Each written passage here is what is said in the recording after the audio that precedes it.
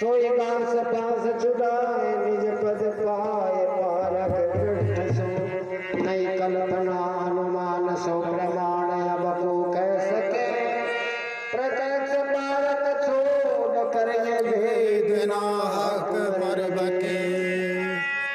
सोई हो आप कृपाल तो सब चाल जीवन छूटे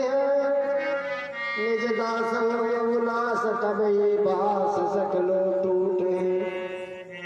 मैं चरण सेवक दीन तुम प्रवीण दया कीन हो मैं हीन छीन मलीन प्रभु जी बहा गए